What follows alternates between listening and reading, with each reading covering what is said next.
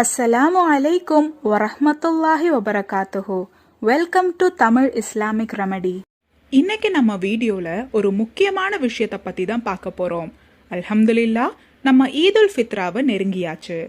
இந்த ஈதுக்கு நம்ம செய்ய வேண்டிய ஒரு முக்கியமான அமலை பத்தி தான் இன்ஷா அல்லாஹ் இந்த வீடியோல நாம பார்க்க போறோம்.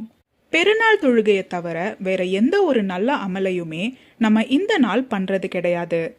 ஆனா இந்த நாள் நம்ம ஓத வேண்டிய ஒரு முக்கியமான துவா இருக்கு. இமாம் கசாலி அவர்கள் கூறினார்கள், எவரொருவர் ஈதுல் ஃபித்ரா அன்று இந்த ஒரு துவாவை 300 முறை ஓதி அதை மரணித்தவர்களுக்கு வேண்டி ஹதியா செய்கிறார்களோ, மௌத்தான அந்த நபரின் கபரை அல்லாஹு தஆலா 1000 வெளிச்சத்தால் நிரப்புவான்.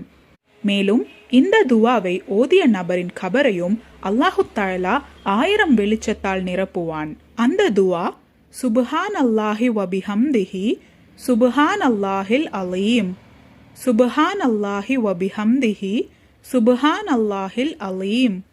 இந்த துவாவை நம்ம காலையில ஃபஜ்ர் தொழுகை முடிச்ச உடனே யார்கிட்டையும் பேசாம அதே இருப்பில் உட்கார்ந்து 300 முறை ஓதுங்க.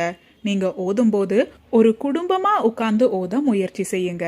நீங்க இந்த திக்கரை ஓதுறதுக்கு முன்னாடி மரணித்த இந்த நபர் அல்லது மரணித்த அனைத்து உம்மத்தினர்களுக்கு வேண்டியும் இந்த திக்கரை நான் ஹதியா செய்கிறேன்னு மனசுல நியத்து வச்சு ஓத ஆரம்பிங்க.